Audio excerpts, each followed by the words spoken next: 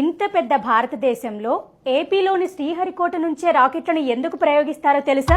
3, 2, 1, 0. దీనికి 5 బలమైన కారణాలున్నాయి. నెంబర్ 1, భూమధ్య రేఖకు దగ్గరగా ఉండటం. ఇక్కడి నుంచి రాకెట్ ప్రయోగించడం వల్ల సాధారణం కంటే సెకనుకు 0.4 కిలోమీటర్ల అదనపు వేగం లభిస్తుంది. భూమధ్య రేఖకు సరిగ్గా ఎగువన కాస్త అటు ఇటుగా ఉండే కక్షలో సమాచార ఉపగ్రహాలు తిరుగుతుంటాయి. ఇక్కడ నుంచి రాకెట్ ప్రయోగిస్తే శాటిలైట్స్ ను ఆ కక్షలోకి చేర్చడం ఈజీ అవుతుంది. నెంబర్ 2, సుదీర్ఘ తీర ప్రాంతం. సాంకేతిక సమస్యల వల్ల రాకెట్లు ఒక్కోసారి కూలిపోవచ్చు.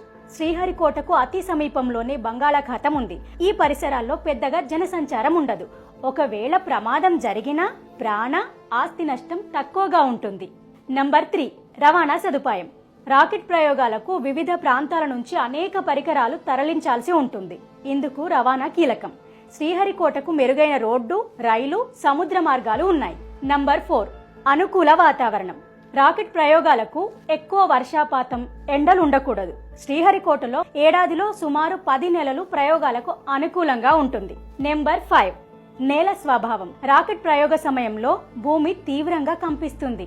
దాన్ని తట్టుకునేలా శ్రీహరికోటలో భూమి రాళ్లతో దృఢంగా ఉంటుంది.